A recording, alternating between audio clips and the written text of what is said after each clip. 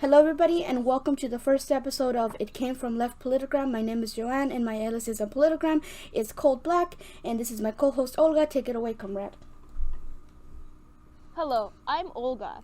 I'm the other host of It Came From Left POLITIGRAM, and my aliases on POLITIGRAM are at comrade.0lga for my meme account, and which was previously run by Joanne over there, and my POLITIGRAM essay account is at sol_0lga .zol, which is where I write my essays. All right, I'll go. Yep. Okay. Hi, I'm Josh, but my POLITIGRAM or Instagram account is called at commie.star.commissar. I used to post like a lot of shit posting memes, and I'm trying to do less of that now. I'm trying to focus more on infographics, which I kind of specialize in. They're usually, with a leftist twist, with a lot of research put into it, which started with responding to right-wing infographics that I found, and then now it's developing in my own kind of style of infographics that are hopefully very educational. Yeah, that's me. All right. Well, we're gonna start by introducing ourselves and our radicalization and how that happened. So we're gonna start with Josh and then go backwards. So go. Okay, yeah. So with me, right? Well, right now I don't have a specific label within leftism. If I had to pick, it would probably be council communism or like libertarian socialism or whatever it is. My radicalization started at perhaps like mid 2020 during the BLM riots. It was like a big push into me going into like real leftist philosophy, specifically anarchism at the time, because the whole police brutality situation really like hammers on to like my, I guess, anarchist beliefs in a lot of ways. But if you go back further, it kind of started around like early 2020 during I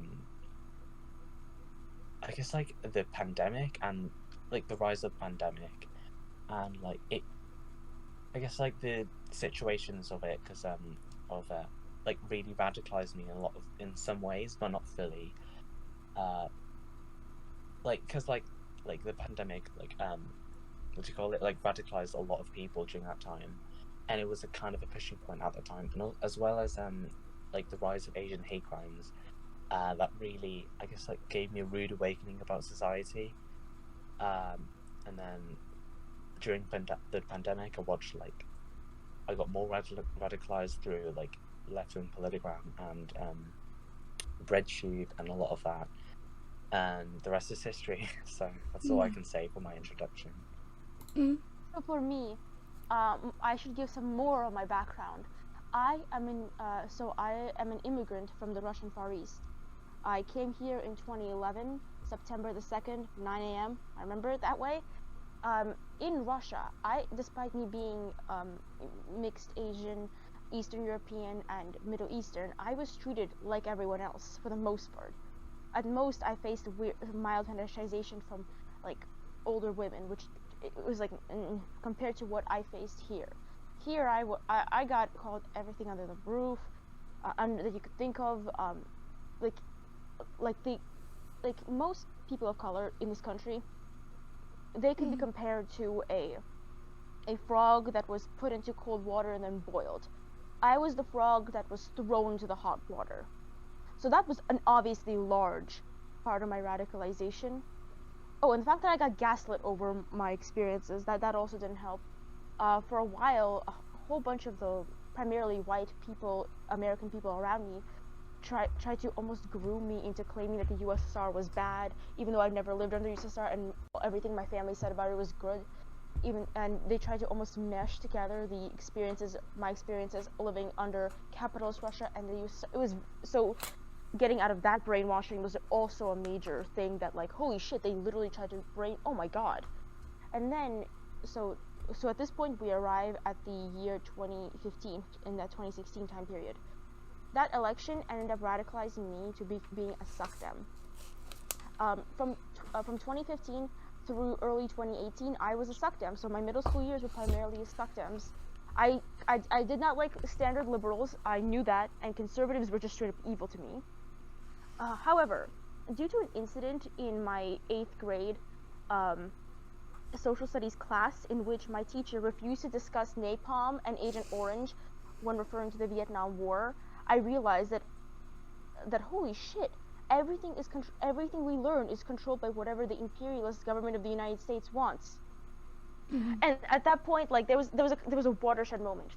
And during that summer, I was also assigned an assignment for my 9th grade AP World History class to do an assignment on patriarchy and its formation, at which point I found out that patriarchy wasn't always hegemonic. In fact, it's a relatively recent invention. As a girl, that was another watershed moment for me. Like, oh my god, this wasn't always permanent. In fact, it's been getting stronger over the centuries. Oh my god. I guess my life got sort of flipped upside down, and now during that period, I would have been I declared myself, at least internally, to be a socialist of some kind, like probably Dem-sockish. I wasn't super radical until the teacher of the class of my 9th grade social studies class accidentally taught me dialectical materialism. Yeah, no shit, this guy accidentally taught me dialectical materialism, and it was downhill from that point. I read the manifesto. I even, for whatever reason, I decided to audiobook Das Kapital. Wow. I read Manufacturing Consent, and Capitalist Realism. At that point, I was really a communist. Now, for the next while, I did not really align myself with anything. I've toyed around with various ideologies like anarcho-communism and anarcho-syndicalism and council communism, seeing what fit me. But, like, honestly, it wouldn't be until early 2021 that I decided that I was most likely a Marxist-Leninist Maoist, based on my belief in the protracted People's War, Cultural Revolution. And I ended up doing a lot more research on the ideology, and I do believe that it fits me almost perfectly. All right, and That's up next is me. So I have a very similar background to Olga. I am an immigrant. I came from Mexico to the United States when I was 1 year of old. I was a baby. My family immigrated here because of, violence in our country and for poverty. So we wanted to get out of poverty, and my few years from that was living in poverty. Exactly. My family was extremely poor, up to the point that some days me and my sister went hungry. We didn't have any food to eat, and yeah, my upbringing was pretty rough. It was pretty bad. Around 2011, my mother started actually succeeding in her company, I guess. People actually started recognizing her on the streets. People actually wanted her services more often. And around 2016, 2015, my family and I experienced a huge beneficial systemic change, which is basically like we became part of the bourgeois, or the petty bourgeois. I have the mentality of the proletariat and the bourgeois at the same time, because I am privileged enough to actually be sitting here and say, hey, well, I have money at least. And with that petty bourgeois background that I basically grew up to, because back then I don't remember my proletariat times as much as I remember my bourgeois times. I grew with this sense of entitlement, which is everybody's beneath me. I am a very smart person. I'm a very capable person, and I hate everybody. After some few traumas that maybe later on in some new episodes I'm gonna go into, I became isolated. I became a shut-in. I only wanted to be with myself. Didn't want to be with anybody else. I didn't want to speak to anyone. I just wanted to be focusing on myself and my school and nothing else. And that went on for around 7 to 8 years, becoming a shut-in.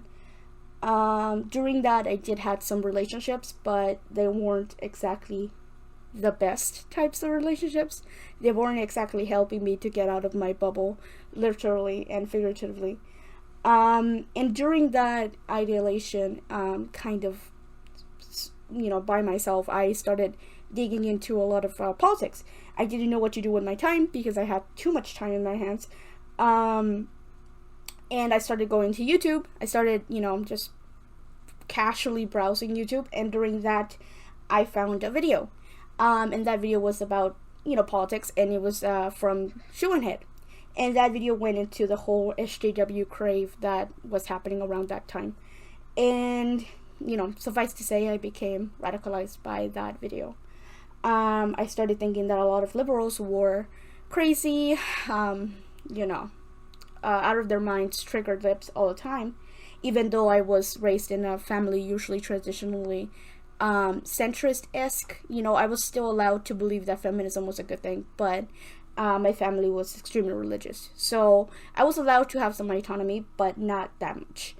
And I always had this this notion that liberals were the good guys, that liberals were the people who are fighting for, the rights, and the, Republicans are the ones who are stopping those rights from passing. And, during that radicalization thing, it flipped, the notion flipped. I thought that Republicans were now the ones who were fighting for the rights of people, for free speech, for, autonomy, for the ability to be yourself, rather than liberals. I was so, down the rabbit hole that I legitimately believed that. And during that, I started finding more and more channels, on YouTube, focusing on right-wing politics, which, by the way, I didn't even know it was right-wing until I stopped being a conservative. That's how idiotic I was back then. So, one thing led to another. I started watching Jordan Peterson videos. I started watching Paul Justin Watson videos. I started watching all this, right-wing conspiracy theorist videos, like Alex Jones, that other guy that I can't remember the name right now. Alex Jones. Paul Justin Watson? No, the other one. The one with the golden mic. I can't remember. No, I have no idea. Yes. Anyways, that guy. I started watching, all this type of videos until eventually I reached a video called "The Great Replacement," by Laura Southern. Yeah, that bitch. Southern. Yeah, that bitch. And that pulled me into the whole, the whites are gonna get replaced by, little tiny brown people. Good day. Yes, good. But back then, I thought that was an actual thing. Yes. But no, and seriously, I actually thought that, white people were getting replaced. I actually thought that people needed their own ethno-state. And to know how ironic that is to know myself. I am an indigenous person. I come from Mexico. I am on the bottom of the barrier when it comes to, like, privilege. I'm not, well, I do have a privilege when it comes to my, my background as a bourgeois. But other than that, when it comes to identity politics, I am always gonna win. Like 90% of times, I'm gonna win. Yes. You're the gold medalist for the Oppression Olympics. Oppression Olympics. Yes. Dear liberals. This is the Oppression Olympics. Get cooked. I always win the gold, even though I I don't want to. But yes, during that, I became extremely radicalized. I fell into the 4chan rabbit hole after that. I started believing in the Kakistani blood royal shit, the whole Pepe, like weird 4chan fucking lolly. Was this in 2017? Yes, that was in 2017, around 2017, late 2016, early 2017.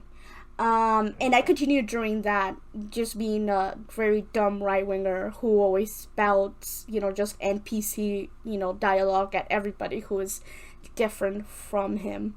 So during that, Charlottesville happened, around that time.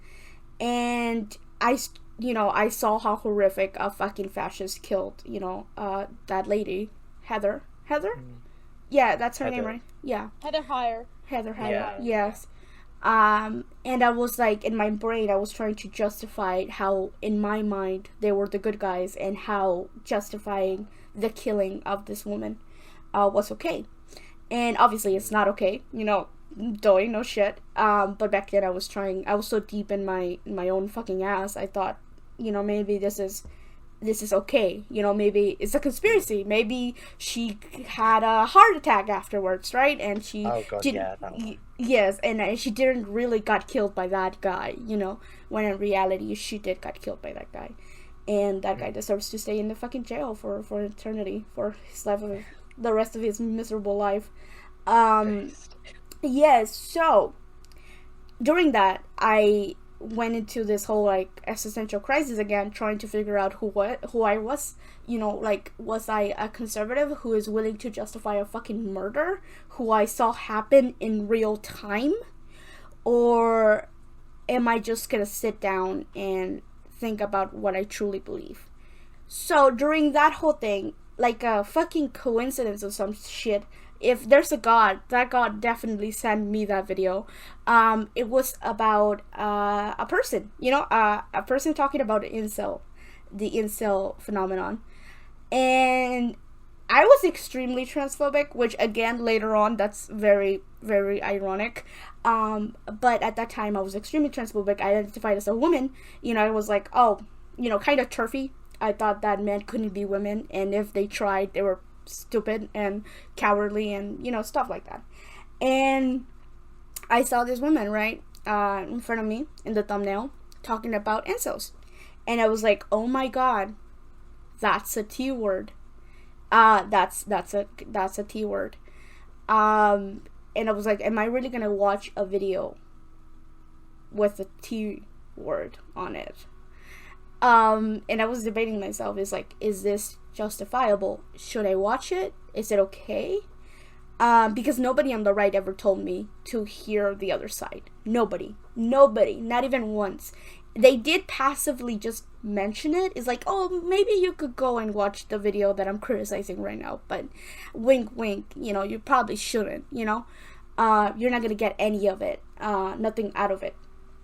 So I never bothered, right? So I was going by whatever Sargon of Akkad said about a random woman screaming in college campus or whatever, and it was like kind of like this sense of like wrongdoing if I actually click on that video and start watching it.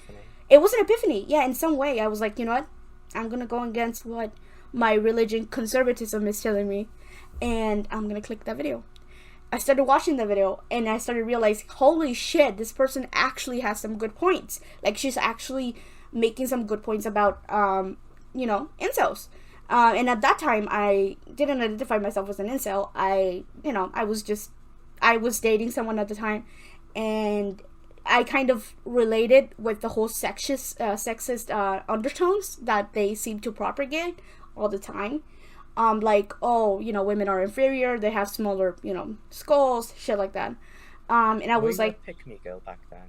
No, I wasn't. I just identified with the whole, movement. I was like, oh, men do deserve rights, even though, like, men have more rights than women now. But yeah, it's pretty dumb. So yeah, I identify with the whole movement and the whole sexism out of it.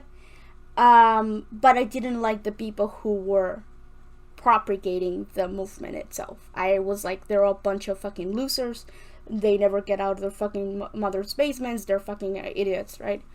And I started listening to her about what she had to say about incels, and I was like, holy shit, she actually is making some good points. She is, dissecting the whole, incel-dumb mentality. And from that, I went to another video, and then another video, and I slowly but surely went into bread to. I started watching Counterpoint, started watching Philosophy Tube, started watching all those big, the big three, H Bomber guy, all of them, and I slowly but surely realized how bad they were lying. How the right always lied to me, and I felt betrayed. I legitimately did, because I always been this type of person who, had, always trusted people. I was very naive. And yeah, to see that a bunch of adults are lying to me was pretty shocking. I didn't know that, humanity could be that dark, even though at the time I was a fascist. So, yeah. So slowly but surely I started going into like this de-radicalization from the right to the left. I became a centrist for a couple of months, and then right after, I just hit a threshold that was watching actual communist videos talking about anarchy, talking about communism, talking about all this shit. And I was like, holy shit, I'm not gonna watch a video that, talks about communism. Communism is bad. Communism killed bajillion people. And that's the only thing I knew at the time. I was that type of centrist. But I, I'm naturally a very curious person, so I still clicked on it. I was like, well, maybe they're gonna try to justify the horrors of communism, but it still is worth, hearing them out. And that's where I met Hakeem, the great Hakeem. He actually started making some very good points about, communism and how communism would actually work in the real world. So I'd like to step in here. Just so the audience is clear, Joanne doesn't actually personally know Hakeem. Joanne is just saying that he saw his channel. Yes. Yeah. I'm pretty sure they already knew that. I don't know Hakeem. I wish I knew Hakeem, but I don't know Hakeem. Yes, same here. But you said met, so just so we're clear that's not what he meant. That's not what he meant. Okay, well, so that's kind of how I became, into like how I went into the actual left. In my mind, the left was always like that type of SJW, lib kind of ideology. I thought that the entire left encompassed that, or some sort of variation of that. But no, these people proved me wrong, and I am so happy that they did. So around 2019, I actually started identifying as a not a leftist, but someone who's on the left now. Some level of social democrat. I liked Bernie Sanders. I thought Bernie Sanders was pretty cool. In mid 2019, I was like, I reached it. I became an NCOM. I was like, you know what? The Conquest of Bread, pretty fucking cool book. And during that, the more life experiences went through. I'm just focusing on my whole internet experiences, but there is like an entire other section of this, which is my life experiences, where I entered college, and when I had this experience with this teacher that later on I'm gonna probably go into it. And yeah, I started identifying as an NCOM. I accidentally found POLITIGRAM, which, accidentally found Olga, and then Olga introduced me to Josh, and now we're friends. So, around mid-20, 2020, I started identifying as a Marxist-Leninist Maoist. So, that's the, short story of my entire radicalization. Again, I can go more into detail, but that's basically how it is, and that's basically who I am now. I want to say something, just something about what you said in your radicalization that reminded me of something I forgot to mention in mine, and that would be my relationship with class. So I lived I grew up in the Russian Far East, which is, by all accounts, developing, very much a developing area of the world, and I grew up as what you would consider middle class. So I had that. I was definitely a member of the proletariat. Like I had that proletariat thinking. However, in like the proletarian mindset. However, unlike you, I came to the United States at a much older age, so I was actually. So it's not like so when I came here and eventually around 2013 started shifting into the petite bourgeois class because my mom's business blew up. Um, I I was very I when she started adopting the petite bourgeois lifestyle, I became very critical of that very quickly. Mm. So I feel like that was also a major part of my radicalization. I seen life on both ends. The Yeah. petite bourgeois, like income-wise, I'm a member of the 1%, and the reality of life in the world. Yeah. Mm. Uh, By the way, yeah, go oh ahead, yeah. Josh. By Yeah. the way, I just wanted to add on because I think I didn't introduce my political journey like in detail, like you guys have like in a lot of detail. But yeah, I guess I'll add in more detail. Mhm.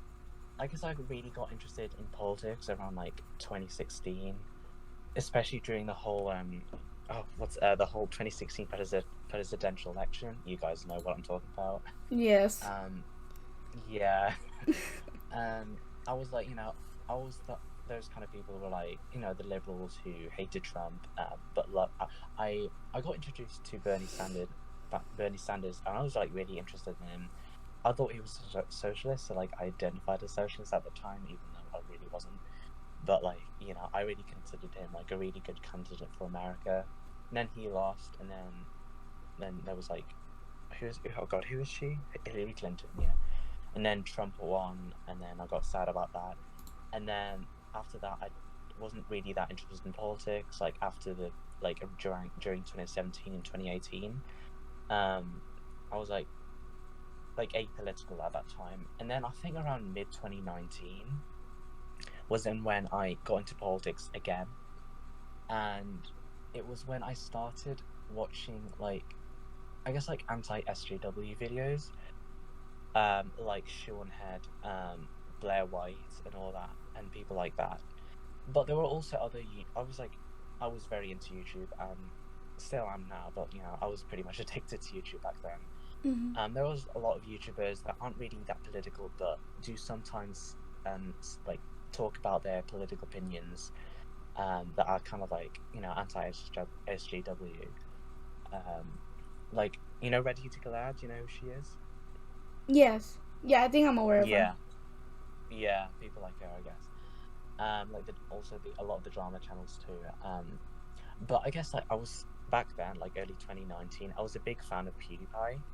God, looking back, just Cringe. Me too. I was. I know. Looking back, why him of all people? Yeah. But yeah, I really, I was a big fan of PewDiePie, especially during the whole T-Series thing. I really got into that whole situation, and then I've heard the drama he's been in, and I was always on PewDiePie's side. Oh god, that moment where PewDiePie said the N-word and stuff. I was like, oh, he just said it as a joke. He didn't it was just a joke. It was just an edgy joke. Yeah, just trying to justify him. Yeah. I was I always supported him in that way. Which kind of prompts me into going into more anti-SJW thinking in a way, because of PewDiePie's mindset and his aura and shit. And then after that, I guess mid 2020 summer, I got into people your usual Shoe and Head and all that. Yeah. And then after that, I became a really big fan of Blair White, which as a cis guy is really bad, because I just get in a way it was getting some pygmy trans girl vibes. Yeah. Some bigoted opinions about trans people. Yikes. Yeah, I understand that. And then I guess during that time I was still identified as centrist and kind of progressive, but not far left progressive, quote unquote far left progressive. I'm the good progressive people, the ones who are not too crazy or SJW and all that. I was what you call a quote unquote anti-SJW, progressive, centrist, you name it. Mm-hmm. And then I guess like, oh god, after that, like during like late 2019, I got into political compass memes, and I unironically believed in a political compass, which is, I know, very bad. I know this is. Me too.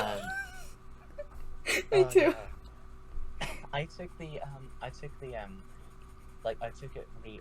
it really seriously. I took the test.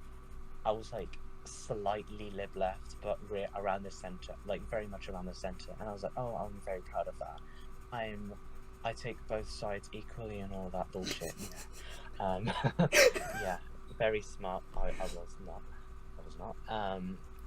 And then I think the 2019 there was in the UK there was the 2019 election.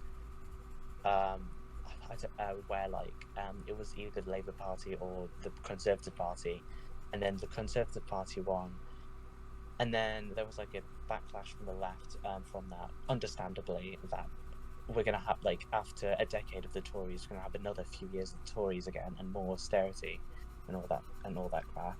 Mm-hmm. But at that time, I didn't really understand, and I just saw the reactions, the understandable reactions, as like, oh, these SJWs crying and all that. And then after that, I got introduced, like, into people like, oh god, what's that Asian woman who's like, Lauren Chen? Yeah, Lauren Chen. Yeah. Women like her particularly trigger me. Because, like, you really are dick sucking for the white man. You have been fully Such a pick me. colonized. I know. Like, he has been, like, those kind of people, honestly, were probably part of my radicalization, because that's the kind of thing I never wanted to be. I would never let myself be colonized like that. So tough. Yeah. Yeah. Like people like Lauren Chen specifically, like, because as an Asian guy, or specifically Filipino, living in, like, you know, the UK, like as an ethnic minority. Yeah. I'm sorry. I know. Oh my god, that's savage. Says the New Yorker. The New Yorker. I know. Like, Lauren Chen, like, watching her content prompts me again into, like, not just into centrism, but dangerously into more conservative, like, thinking, and which is kind of, like, weird, because I was never conservative, like, in my life, in a way. Mm-hmm. So you know, I got into Lauren Chen and all that, and then I watched people, like, I got more warmed up into people like Paul Joseph Watson. And now that, at that time, I think it was around January, February, I still considered him, like, quite stupid. But then I watched his videos and I was like, maybe he's making a bit of sense, which, you know, is a huge, like, red flag, I guess. Yeah, I've watched, like, a few of his content, and then got into, like, people like Sargon of Akkad, and then believed him. It was really, like, British, like, the British right wingers, which is really weird, but, you know. Yeah, I wanted to say, then, I just have to say something. I wanted to say that most likely the three of us, we never did our own research. You know, we didn't, like, went out there and actually search the bias kind of. Wait a minute. Yeah. What? Can you finish that statement? Because I'm not sure. Can you finish that statement? Well, back when we were chuds, I never actually, like, searched up anything that I watched. You know, I just took it for granted. I've never same been a chud. with me, actually, yeah. Like, I've never been a chud, and I've always been very critical of the world around me, and I would, like, get on Google and be like, type something in, like, so that's something that was quite different from my experience. Oh, maybe you didn't. But myself, I do actually remember being that gullible. Because you did make the statement that all of us, because that's not necessarily true for all of us. I think part of why I didn't go into this category is because I very early on recognized how basically a lot of the mainstream shit you hear in the U.S. is literally just colonialist propaganda. Right. Because, like, I knew from like an early age, I knew, okay, the United States, the fucking imperial core. Yeah. Anything they say is most likely trash and incorrect. So I was always critical of whatever the hell I was being told. The thing is, I You had a never critical actually mindset, yeah. internalized that until like later on in my history, because like I was homeschooled, and like the learning that I got was like very biased, pro imperialist colonialized mindset, and it's not better in school. In fact, it's arguably worse, because I didn't get gaslit by everyone around you. The school system was a major point of my radicalization, and specifically how fucking incorrect most of the things in history classes. And I don't doubt it. And even in the science classes, it's just how inaccurate it is. For example, the overpopulation myth being taught in science classes is fact. Absolute degeneracy. Yeah. I mean, we can get into that, like, the overpopulation thing, like, in later episodes, because that's, like, it's a complete lie. I'll continue with, my, where was I? Okay, so watch people like Paul Joseph Watson and Sargon of Akkad. And then, like, after that, like, especially during February, and, like, I got into, like, more, like, I think, like, actual, like, far-right, like, YouTubers. Like, this British, like, far-right YouTuber, her name was, Laura Towler, yeah. I didn't, I think I watched one video, I forgot what it was, but, like, after that, I think it was something about the Great Replacement or something. I watched that video, and I was like, oh my god. Like, I received the quote-unquote black pill, if you know what I mean by that. Yeah. Yeah, I wanted to ask you something. Did you ever got into, like, Sticks and Hammers? 666? No. No? I've never heard of them Okay. during that time. No. Okay. Oh, I did. I actually liked him back in the day. God, yeah. That's how bad it was. It was pretty bad. The only anti-SJW YouTuber that I could tolerate was basically Shoe on Head. Because at the time, yeah, sure, like half her videos were anti-SJW shit, but half her videos were just like normal bullshit that she was just doing. So she's the only one I could even reasonably tolerate. The rest I could tell were like, oh shit, this is some Nazi shit. Right. For example, one time a video got pipelined to me in which this person was looking at IQs in Asia and saw that Mongolia was number 3, and he was like, I don't believe these fucking Mongoloids, there's no way. Oh shit. Wait, who said that? He went full soy face, whoever this guy was. He had a goat furry avatar, so and I was like, holy shit. Damn. Oh god, that really, like, I was like, okay, that was scary. And the fact that guy pipelined to me somebody who was a suckdam at the time, was like, ugh. Wow, that's fucked up. Yeah. Anyways, Josh, continue. Sorry. Yeah, I'll carry on. So, like, okay, like, I got introduced to, like, stuff like the Great Replacement and all that, and I was like, I had, like, a sense of guilt in a way, because, like, as an ethnic minority, damn, I'm, like, really, like, eradicating these, like, white people or something in their homelands or whatever. Like, you know that, you know how people talk about white guilt? I had the ethnic minority guilt. That's how I can describe it. Honestly, that's exactly how I felt. Like, you just described it. Yeah. It's like a minority pick me. Yeah, I was doing that. Yeah, I was like that. Like, what else? Also, yeah, a lot of, like, some anti-LGBT stuff. Something about, linking the LGBT with pedophilia and all that, and I was like, damn. With that ethnic minority guilt, I had the LGBT guilt, which was like, yeah. Damn. It was, I had, deals on both sides. But not only that, there was the pandemic going on, you know, and there was, you know, like, but this was before lockdown, and then I've heard, like, the rise of Asian hate crimes, and I was like, oh, I was, you know, at that time I was like, quite scared, and in a way it kind of led me into, like, a factor into, like, radicalization. But then I went online and, like, you know, through political forums and, like, talking about the Asian hate crimes, and then talking about how okay, you know, like, justifying them because, like, they eat bats and all that. Yeah, justifying the hate. I was like, yeah. I, like, looking at all that, I was disgusted and all that.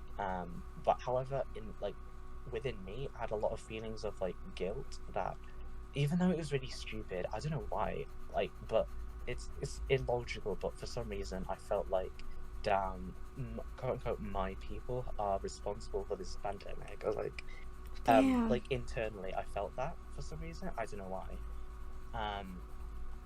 And I think though, like at that period, I felt quite down.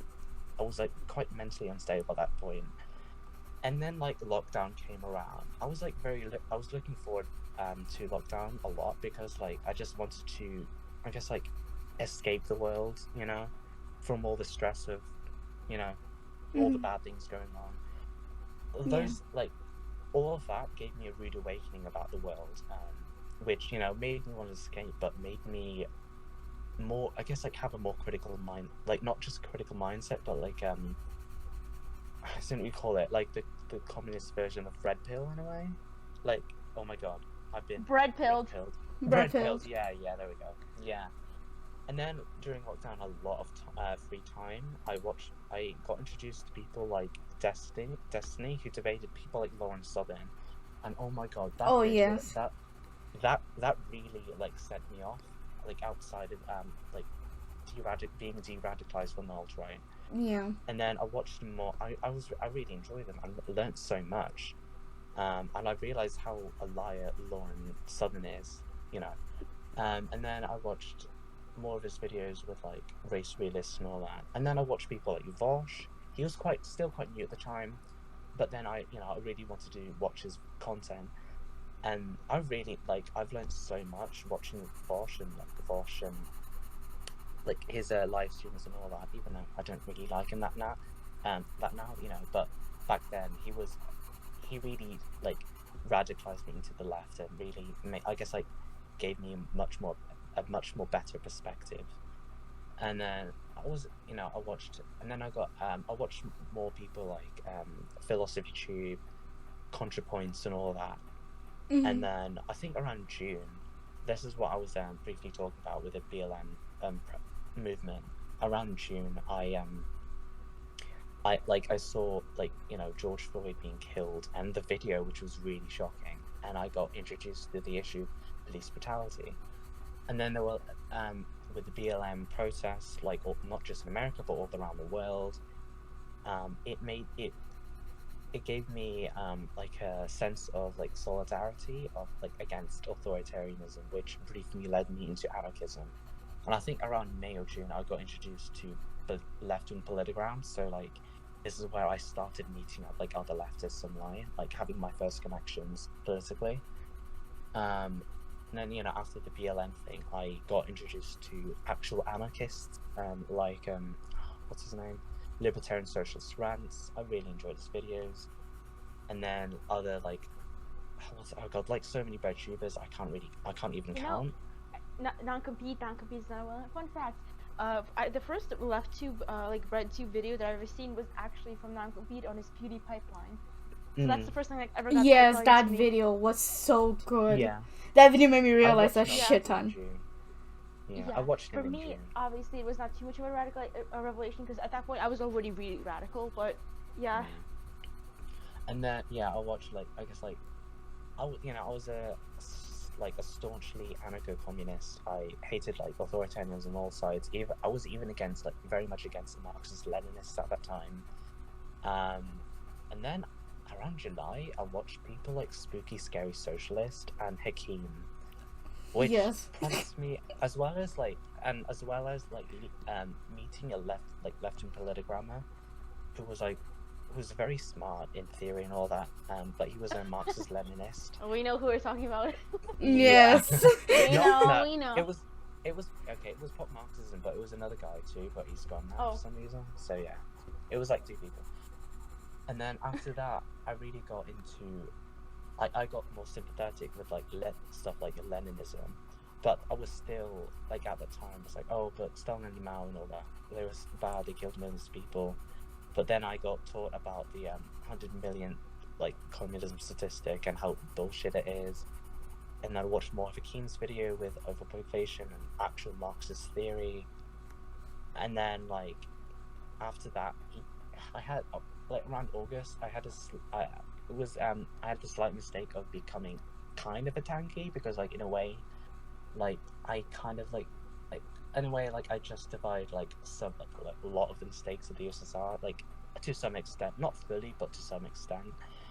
And then I've met like more anarchists, like more libertarian socialists again, and kind of like saw my like realized how damn like instead of just like trying to like support like everything past socialist experiments did, we might as well just look at the good and bad and see what we can apply in the future instead of just like circle jerking with history, you know. Mm-hmm. I guess that was like a big point for me to analyze history and analyze socialist experiments. And then Wow. During that time, I actually started reading theory. My first piece of theory I've read was, or at least like audiobook, was the Communist Manifesto, and I was like, it was like a lot of it was stuff I already understood, but the interesting like thing I've learned was that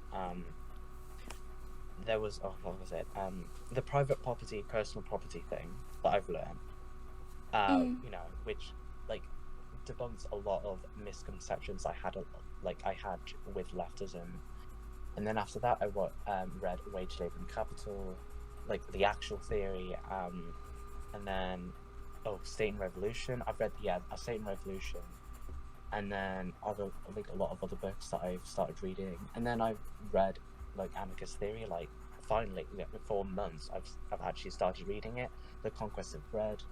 Now I'm like delving into other theorists like Chomsky and all that. So yeah, it has been a good journey. So yeah. That's the rest is history, to be honest, because that's pretty much it.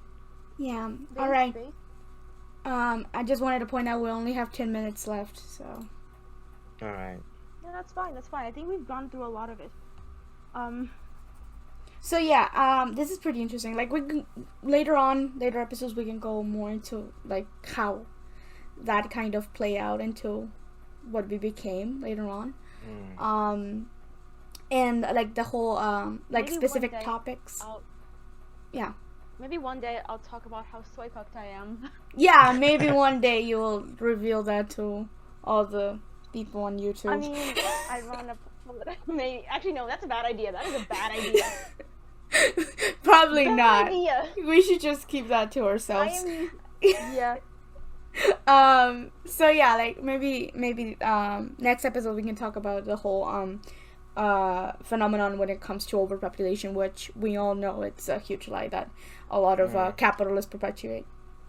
Yeah, I think like with this first session though, we kind of like we were very ad hoc about like planning this. I think it's better for next time to make a slight plan of what we can talk about, such as overpopulation, or like what happened with our political journeys, like very recently, like after during late 2020 and during this year and all that. Yeah, and, maybe like, throw in some small debates. Go over what happened like during the 2020 and 2021, because like a shit oh my ton god of things happened. Yeah, a lot of things happened. Yes. Yeah. The events of this mild apocalypse. Yeah. I think political journey-wise, I think we've stated pretty much up to modern day. I don't think we need to go any further deeper in. Like, unless it relates to like another thing we're discussing. I don't think we need to have like another episode of discussing it even deeper. Like, this is good enough. Yeah. Although I wanted to point out that I've noticed a pattern of like people like the most amount of people becoming radicalized, and I think I've talked with you about this, Olga.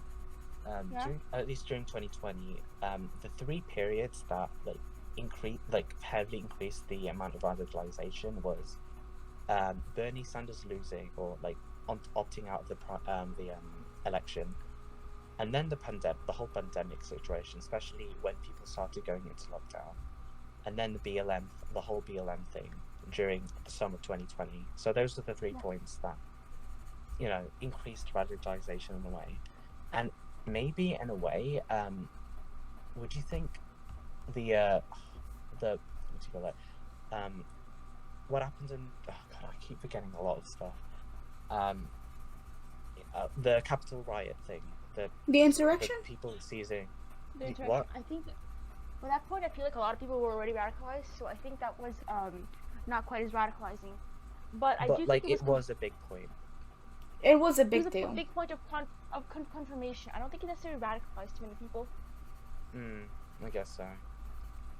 Yeah. Because I've actually met a few people that will just become like leftist during like this winter, so who are very new now. So I was quite surprised with that. But yeah. Oh, that's interesting. Yeah. Baby That's like leftists who British got radicalized by the insurrection? Yeah. That- I guess. Yeah. I feel like there are some people like that. Whoa, that's that's new to me. I mean, maybe they were already like in the lefty sphere, but they just decided to do it, you know, because like Yeah, like I feel like it's, as I said, a point of confirmation rather than brand new radicalization. yeah, Okay. Yeah. exactly. So anyways, we're gonna be saying our goodbyes now because it is almost an hour. So yeah, everybody do your guys' outros. While you know, while continue coloring. Bye everyone. Bye. Bye everyone. Okay, bye everybody. Drink lots of soy. Drink lots of soy. Be feminized. Obviously, yes, throw yourself into a pool full of For the soy. global feminization. Get that kitty pills. Shit like that. Okay. Well, The real red pill. The real red pill. The real red pill. Oh, what's that? Oh god, what's that? oh my god. What's that chemical that trans women have? Estrogen? Estrogen. Yeah, the estrogen pill. Yes, take that right now. Mhm. Alright, well, we'll be on our way. Thank you guys for watching this video. See ya. Bye. Bye. Bye.